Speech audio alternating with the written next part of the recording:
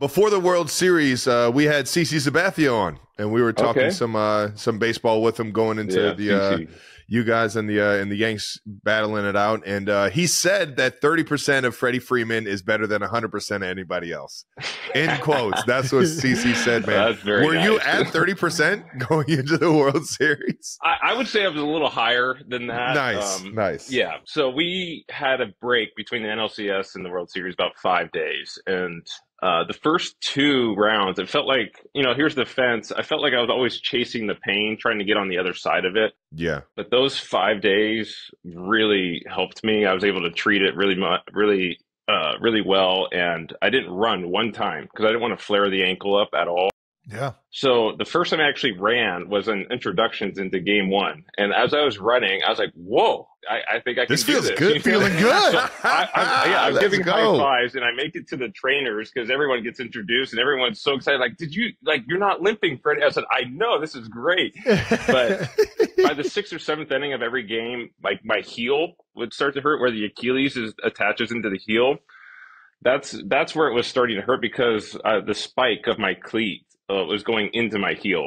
For sure. Yeah, that sucks. By the 6th or 7th inning, it was kind of hurting, but the adrenaline would take over by then. But I would say I was probably around above 50% because my rib was okay by then. And I broke my finger too in August. So that didn't really help. But things were, it's just so many injuries. It's just crazy. We're kind of talking about it. You have to be fortunate to be able to make these deep playoff runs, man. Yeah. And you guys were battle tested in that regard more than anybody in the league, it seemed like. Yeah, we lost Glasnow. Kirsch came back and then got hurt again. We lost Gavin Stone, who was huge for us throughout the course of the year. Yep. We were just losing relievers left and right. We lost Evan Phillips, who was one of our better relievers all year, right before the World Series. Joe Kelly got hurt. We had a lot of unfortunate injuries, but great teams overcome those kind of adversities, and we were able to do that. And it seemed like we hit every speed bump possible on a road, and we just somehow managed to overcome those. I might just be speaking out of mind here, but doesn't that make it seem like it's so much more of a family, of a team? When you can battle through those kind of things, it just seemed like you guys were so much more of a team than the Yankees, man. And I don't know I'm not saying anything bad about what the Yankees had over there, but it just seemed like the togetherness, the camaraderie, the chemistry, it just seemed like you guys had a little bit more of that than what was going on in the other dugout. We had a lot. And it started early because you signed Shohei, and he has everything that he had to deal with, like when we were in Korea to start the year. So rallying around a new teammate that's quick and that as a group that fast, I think it only helped us, And if we can rally around Shohei and help him get through probably the toughest time that he's had to deal with, then we could deal with all our other little things that we had to deal with. And then obviously with my family in late July, them rallying around us, we had a lot of things as a group to rally around. And it was so fast and so special to see the group of guys and how we came together and overcame things. We just had a lot that made us that close throughout the course of the year. And unfortunately, we had it really early on with Shohei and his thing, but sometimes that's better, to kind of come together as a group like we did. Yeah, man. Adversity always brings people closer. Speaking of your family, your dad was a big part of this, right? And he had I thought probably the best quote I've seen in a while between like a dad and his son. Freddie, this is not worth it. I know you love baseball. I love baseball, but it's not worth what you're going through. And your answer to him was, it only hurts when I miss. So I'm just going to have to stop missing, which is good. Yeah, perfect. So fucking good, dude. It's so good. So that was NLDS. I was going through a lot to play, obviously with my fractured rib and doing a lot of extra things with more than just treatment. So after the game 3 of NLDS, I got a call from my dad about like 11 o'clock at night. And I hadn't had a talk like that with my father in a long time. And it was kind of just a little upset, like, hey, you need to look out for yourself down the road. And that was the first time I really took a step, because I'll do anything to be on a baseball field. I think anybody that knows me, I'll just, I put blinders on. True, and I'm going to get out there. Yeah. And that was the first time I was like, okay, whoa, let's take a step back. And I'm married with 3 kids. So like, And I sat out the next game. I sat out NLDS game 4. I just couldn't do it again. I physically was just not able to put myself through what I was going through again. I think when I hit the grand slam in the World Series and he was front row, I think he was happy I didn't stop. Yeah, of course. That's no doubt. Oh yeah. Thank God that guy didn't listen to me. I listened to him a couple times, but yeah, I think it's just special. Like I when you go through all that for me to get on the field and then actually come up and be successful in the World Series on the biggest stage, it made everything I did a couple of weeks earlier worth it, in my mind. We'll see how I am when I'm 55 or 6 years old, but dude, who needs ankles when you're 55, man? What are you kidding me? They're making new ankles, in there. new knees, new hips. They're making all types of new shit. Replace it, Yeah, exactly. Yeah. They probably have hydraulics in these things. The next coming up soon. No, we both grew up with a fucking amazing father. And he got us into everything, man. I'm talking coached us in baseball. He coached us a lot in baseball and really all sports. He was always kind of. I think it's hard because I was always older, so I was definitely better growing up. But Trav, I played more competitively. At every milestone, he was better. So I would say Trav. I had the cheat code. My dad, Big Ed Kelsey, would go to all the teams that Jason was on, and he'd be like, "Hey, just put this guy on your roster. You never know when you're going to need an extra body." And sure enough, I would play at least a handful of games 2 years older, and I'm facing guys that are like, that always throwing real heat. I had 2 older brothers. That's what made me so much, made me be who I was too. That's all it is. You find a way to get through it, man. But our father was so responsible for our love of sports, our love of just competing. How much was your dad responsible at getting you into baseball? Oh, I wouldn't be here without him.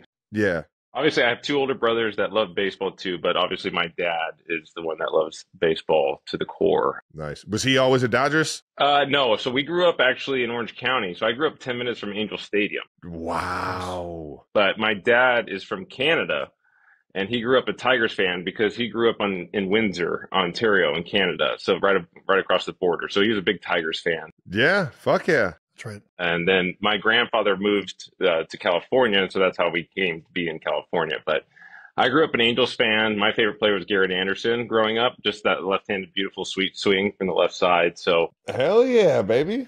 When people ask me, like, what advice do you have for my 10-year-old? I said, it's not for the 10-year-old, it's for you, the parent, Right. My dad loved practicing and throwing batting practice and doing those kind of things with me every single day. So cool, man. When you have a parent that loves it just as much as I loved it, it kind of match made in heaven. So my dad was the one that led me to baseball, and then obviously I just loved it. He was fueling that fire, man. Yeah, and he still throws me batting practice to this day.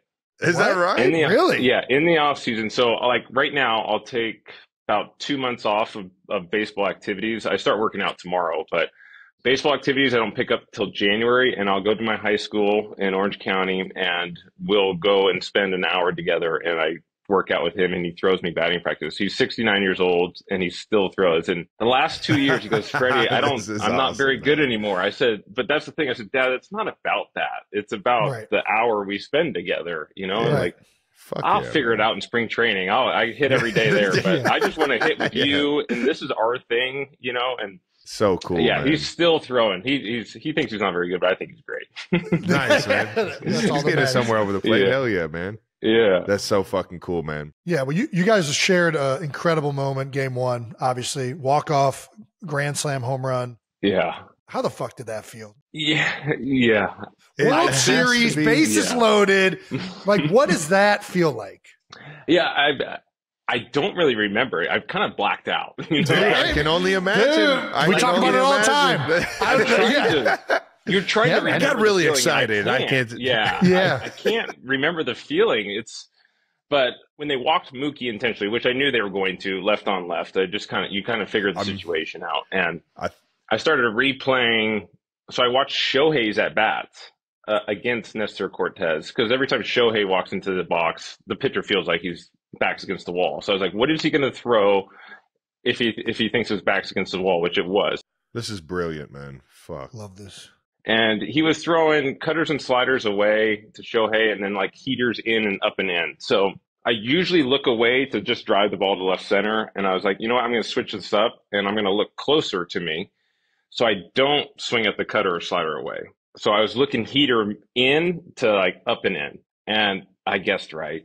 That's fucking perfect, dude. He threw it right so good in the spot I was looking. And I mean, you still got to hit it, and you still got, because you miss mistakes all the time. But I just hit it, and I knew it was gone right when I hit it. You know, those are the ones where you just hit. Ooh, and I don't know why I went Statue of Liberty or anything like that. I just it was just. Because I don't pimp home runs. I don't do that. I just usually hit them and just run around the bases. But no, I mean, that's one slam in the World Series. That's one you style on. Yeah, that is one to style on. That's the only style I got is walking and pointing my bat. I got nothing else. Dude, and it was fucking awesome, dude. Yeah, and so we got a picture sitting up right here, dude. That is so fucking iconic, man. It's so good. So usually we wave at the bullpen, but when we come around second base, we wave to our bullpen guys. They're going nuts. Obviously. Nobody's even looking at you. They're not in the bullpen anymore at that point, right? If it's a walk-off, they're out in the bullpen. And that's why I just went started screaming at them. And then I obviously got the home plate. Miguel Rojas goes, Freddie, stop jumping. I don't want you to get hurt. And if you see it, I look at him and says, I don't feel a thing. I'm just screaming at him.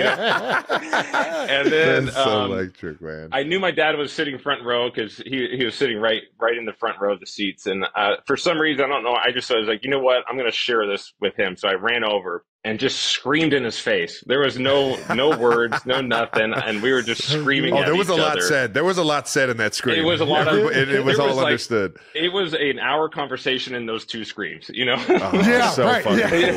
I loved it. It was just you can't script it. I mean, bottom 10th, World Series, Yankees, Dodgers. Everyone's been talking about it all week. And to walk it off and be the first one to do it on a grand slam, that was, I wish I could remember that feeling though. Dude, this is like a legit chills just thinking about it, dude. It's like a legit Kirk Gibson moment. This is it's crazy, man. It's unreal. Kirk actually reached out and said congratulations. Did he? So that's cool. He's a good man. He does radio TV for the Tigers now, so I get to see him quite a bit. Nice, but it's the link together now is pretty special because he came out and hit that home run against Dennis Eckersley, and they won the World Series that year. But then, Joe Davis calling that, couldn't have asked for a better call on that. Yeah, It's all about the announcer sometimes. If they nail it with the call, it makes it that much better. And luckily, we have Joe Davis all year round, and then to have him for Fox too, and that was special. Everything just went perfectly together. Well, I want to go back to what you were just talking about because I love nerding out about, I guess, players' process. So when you say you're looking in, what do you mean by you're still looking at the ball coming out of his hand though, right? Yeah.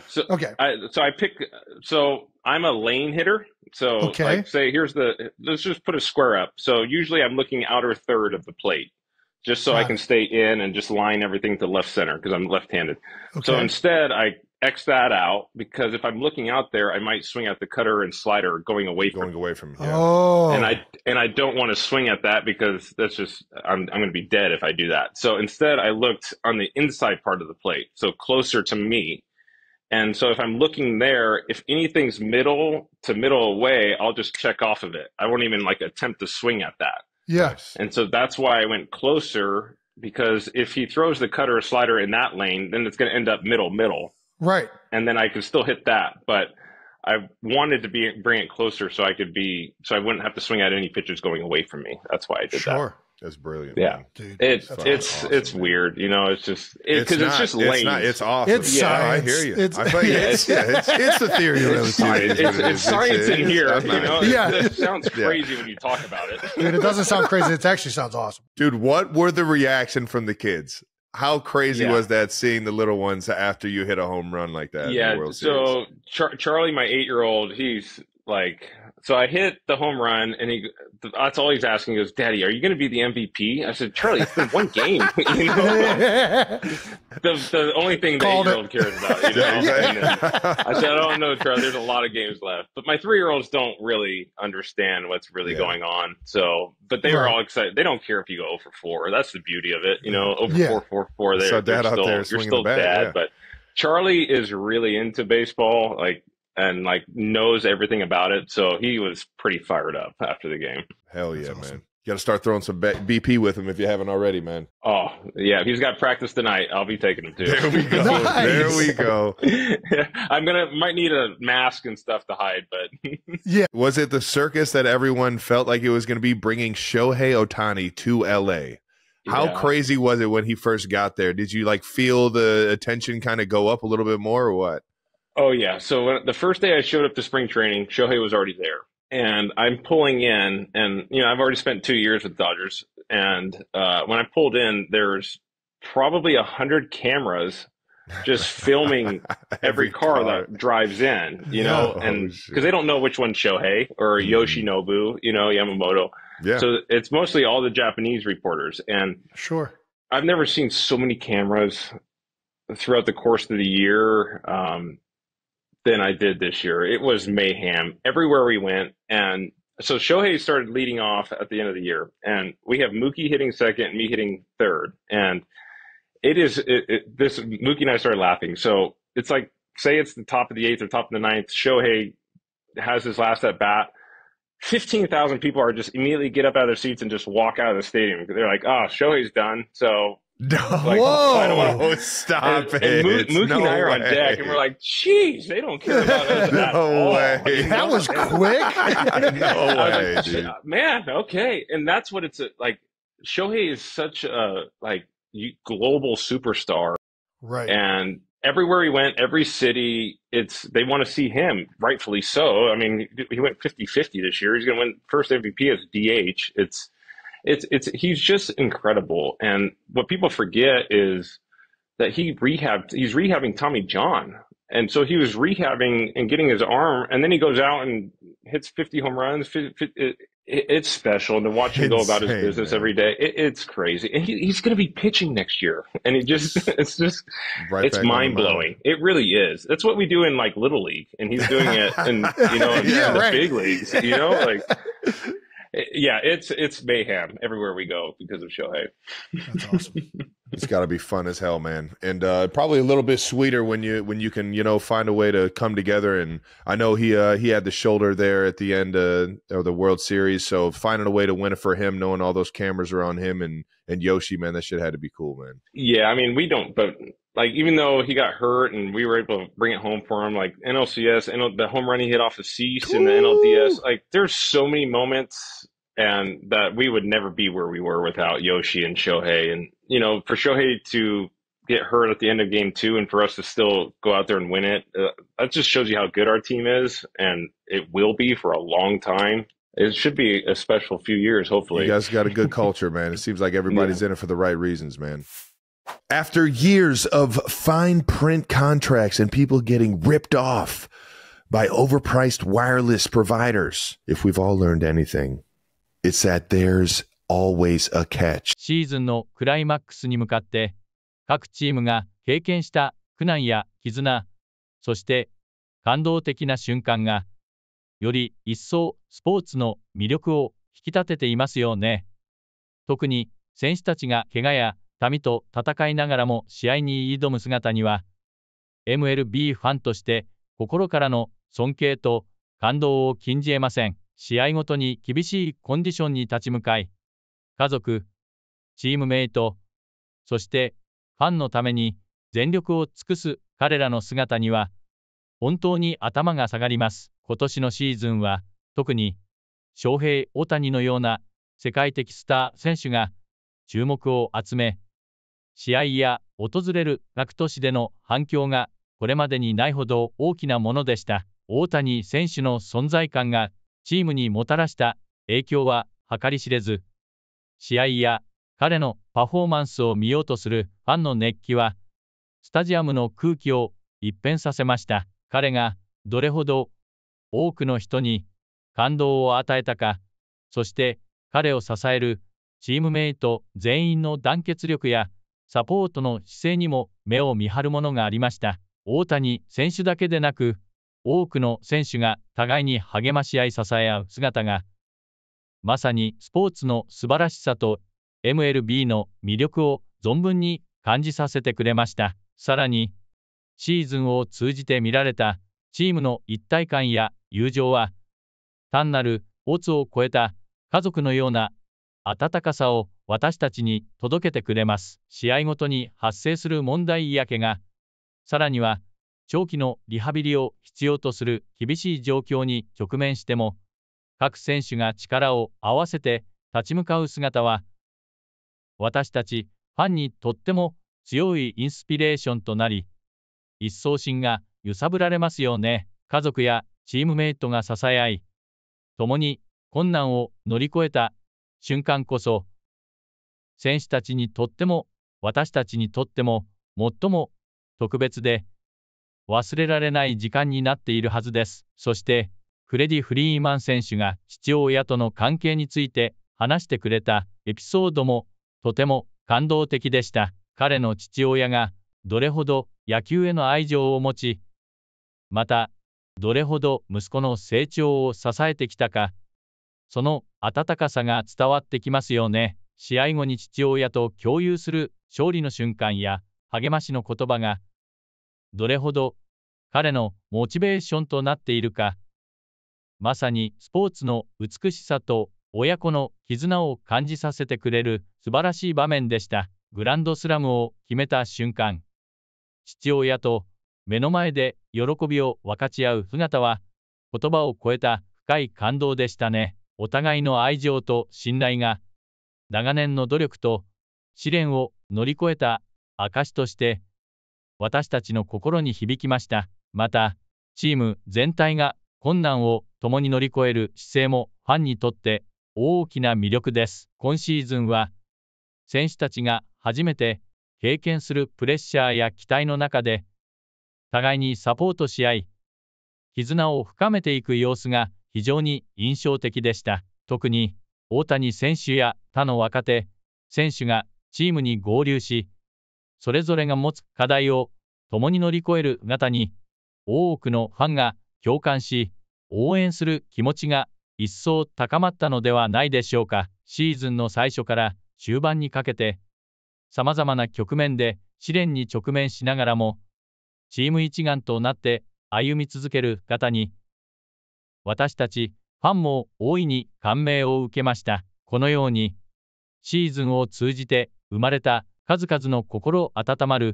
ピソードや感動的な瞬間が、MLB の魅力そのものです。試合ごとに見せる選手たちの努力や覚悟、そしてそれを支える家族やファンとの絆が、MLB ファンとしての楽しみをさらに深めてくれます。スポーツは単なるお敗だけでなく、困難を乗り越え、仲間と支え合うことで強さを増し、また新たなチャレンジへの原動力を生み出していくものです。今シーズンが終わりを迎えた今、選手たちが来シーズンに向けてどのような新たな目標に挑んでいくのか、ますます期待が高まります。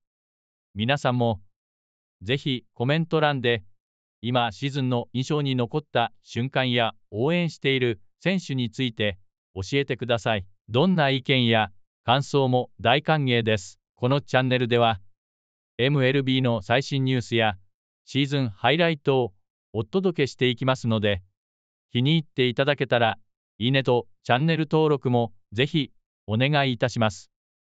これからも一緒に MLB の素晴らしさを楽しみ、感動を分かち合っていきましょう。